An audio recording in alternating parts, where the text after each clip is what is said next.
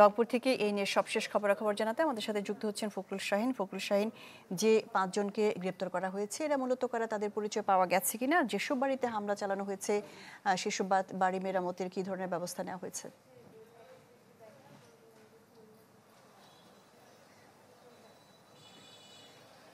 প্রথমে আমি জানিয়ে দিই, সেটি হচ্ছে যে একটু আগে কিন্তু আসামিদের এই রংপুর আদালতে আনা হয়েছে এবং আমরা জানতে পেরেছি যে তাদের প্রায় 7 দিনের রিমান্ড আবেদন করবেন এবং বিচারকের রায়ের পরে জানা যাবে আসলে তাদের রিমান্ড হবে কিনা। তবে প্রাথমিকভাবে আইন শৃঙ্খলা রক্ষাকারী বাহিনীর সদস্যরা যেটি আমাদেরকে জানিয়েছেন সেটি হচ্ছে যে যারা হামলাকারী প্রাথমিক তদন্তে উঠে এসেছে যে তারা কিন্তু স্থানীয় না, অর্থাৎ নীলফামারী জেলার কিশোরগঞ্জ থানার লোকজনেই কিন্তু হামলা করেছে, এইটি কিন্তু প্রাথমিকভাবে উঠে এসেছে। এবং গতকাল যে মামলা হয়েছে সেটি হচ্ছে যে শ্রী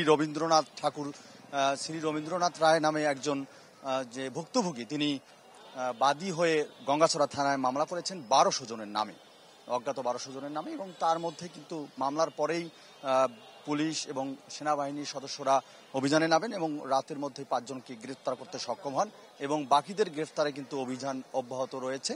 এবং যে হিন্দু পাড়ায় যেখানে হামলার ঘটনা ঘটেছে বাড়িঘরে, সেখানে আজকের যে সর্বশেষ খবর সেটি হচ্ছে যে সবগুলো বাড়ি কিন্তু মেরামত করে দিয়েছে স্থানীয় প্রশাসন। এবং এছাড়াও যে স্বেচ্ছাসেবী সংগঠন আছে, সামাজিক সংগঠন আছে, তারা কিন্তু মানবাধিকার যারা কর্মী আছেন এবং মানবাধিকার সংগঠন আছে, তারা নানাভাবে সেই হিন্দু পাড়ায় ক্ষতিগ্রস্ত যারা লোকজন আছেন, পরিবারের লোকজন আছেন, ভুক্তভোগী আছেন, তাদেরকে কিন্তু সহযোগিতা করা হচ্ছে, এমনটি কিন্তু আমরা তথ্য পেয়েছি।